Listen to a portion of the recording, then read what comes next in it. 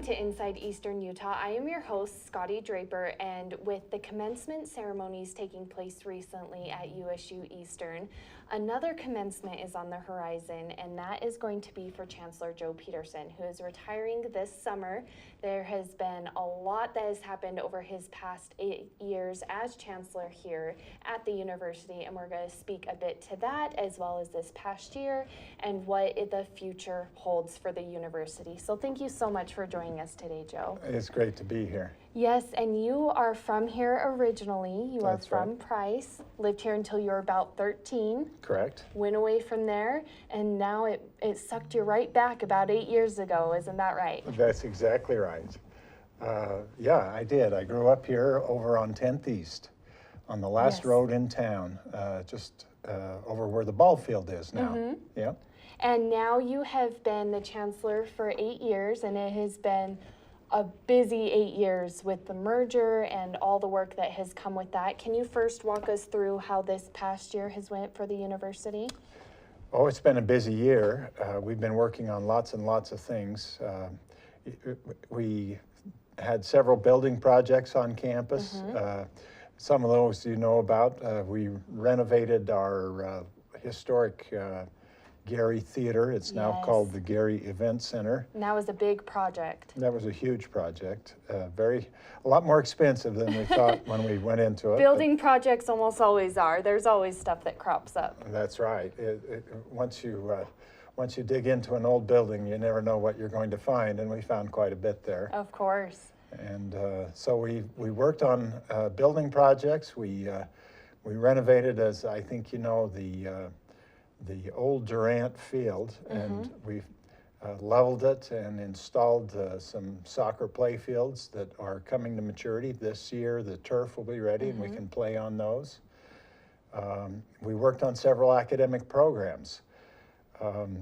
We are expanding our criminal justice program. We are expanding our medical programs. We have a medical assisting program. We are in the process of adding a surgery technician program. Oh, great. So we've been adding programs, working on our facilities, and paying attention to all the regular business at the university. Of course. And the library and learning commons also got a facelift this year. Is that right? That's right. Now that is a long project, and we have just begun that. And just this morning, we were evaluating architects for the next phase of that project. And we will hire an architectural firm, and we will do a major renovation of the learning commons area of the library, which is the main floor of the library. I don't know if you've been up there, but Yes. but we're doing some major renovation there too. And can you speak to how the merger with USU has been so crucial to these projects and to these improvements that you guys have made over the years? Yes, I can. That's really one of the most important things that you can understand about the university here in Price is that our merger with Utah State University put us on a financial footing that we were not on before. When we were the College of Eastern Utah, we basically served two kinds of students, and they were local students who were doing their freshman and sophomore year of college, and students that we could talk into moving here. So they were students who lived in our residence halls. And we had those two kinds of students. But since the merger with Utah State University, we have an expanded array of kinds of students. And what the merger with Utah State University did is it changed our business model. Instead of those two kinds of students exclusively, all of a sudden we started teaching people all over the state, including hundreds of people in Logan. So lots of students sitting in Logan are taking courses that we originate. Yes. And students who are in places like Vernal and Brigham City and Tooele, all of these students we started teaching. At the same time, we started receiving courses from all over Utah. A lot of courses from Utah State University's main campus we started receiving. So what this did is it diversified the kinds of students we were able to serve. and it really expanded our business model. We had all of a sudden greater productivity. We had new sources of revenue, new ways to bring money to the campus, and these this expanded revenue has been really what has allowed us over 8 years to make these major improvements on the university campus and to build these new academic programs. Of course, and not only academic programs are expanding, but also the sports programs are starting to expand or become rejuvenated as well. Oh yeah, that's been something we've been doing for about the last 3 years.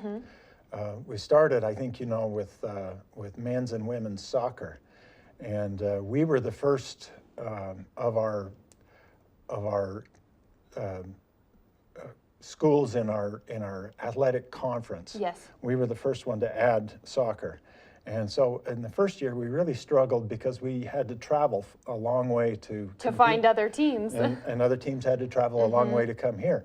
But as soon as we did it for a year, other schools in the area could see that really it was a really smart idea. Smart idea for a lot of reasons. One reason is it brings a lot of new students to campus. Of course.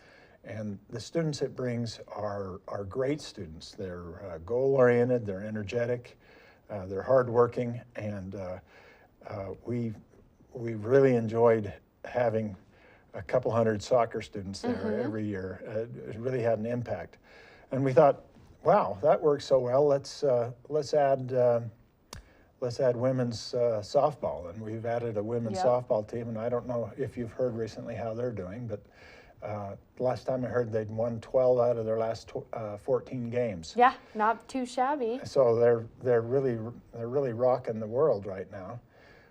And then we added all these things that are associated with athletics. We added a women's dance team, and we added a drum corps, about a 10, 12 person drum corps. All of these things were things that made our campus attractive and brought students to us that we wouldn't have had otherwise. That is great. And can you speak a bit to the graduation rates or enrollment numbers throughout your years here? Has there been growth? Has it remained steady? What has that been like?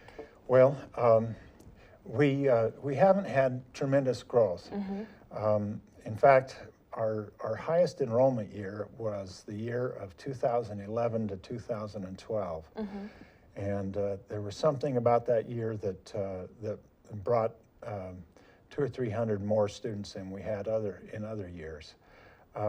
But we've had other successes that have been important, and most of it has been a change in the kinds of students, not an overall increase in the number of students, but a change in what students are doing who are here. Yes. Now, instead of doing their first and their second year, they're doing their first and their second year, but they're also staying and doing their third and their fourth year. From where I sat on the stand at graduation, I looked out and we had our 2-year degree graduates sitting in one area, and we had our 4-year degree students sitting in another area. And that 4-year degree student section was really impressive. It was huge. It was a big bunch of people. I don't have the official numbers on it, but I'm guessing 50, 55, or 60 of the people who were there to graduate were 4-year degree recipients. We've discovered that what happens to students when they come here and do their first and their second year, they often come just for that, but they get addicted to the place. Yeah. And they don't want to leave. And we have more and more options that allow them to stay, and more of them are choosing to stay. Yes. So there has not been a marked increase in the overall number of students, but there's been a dramatic change in the kinds of students, of course, that we've got, and that's been really gratifying. Yeah, it's fantastic. Instead of being like a stepping stone, it can be the entire staircase, all at one university, all at one campus. Right, right. And I think one of the great things is that every year the university is just looking to grow. It's looking to expand its programs, and it's looking to offer more, and I don't see that ending in the foreseeable future. You're always looking to improve and add courses, right? That's right. We're always angling to serve the region and serve students. We always keep our eye on what this part of Utah and this part of the West needs, and so we're paying particular attention to things like police officers, nurses, teachers. Yes. And then we're also staying committed to our career and technical programs. And these are what we used to call vocational programs. And I think you've probably seen, and most people have heard about our champion welder, Chandler Vincent. Yes. Thank you. Yes, that has been a remarkable story to follow. Yeah, he's a rock star, and he's more famous than I am by far, so I should not forget his name. But one of the things that shows is that we continue to pay attention to our roots as what used to be called a vocational school. And our diesel programs, our automotive programs, our cosmetology programs, our welding programs, our machining programs, and there's a new one that's on the horizon that has been here for a couple of years, but is starting to grow and become very important, and it's called industrial technology, and that program is is coming on and becoming more and more important.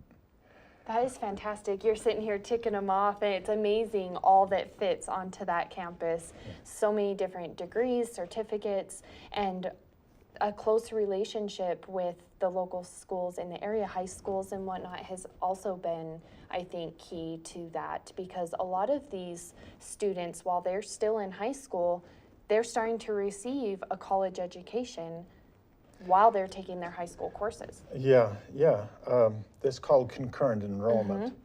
And we've done statewide studies of different high schools around Utah, the number and kinds of concurrent enrollment credits that are taught in those high schools, and our relationship with our local high schools is better than the relationship of any other college or university at any other high school. We provide a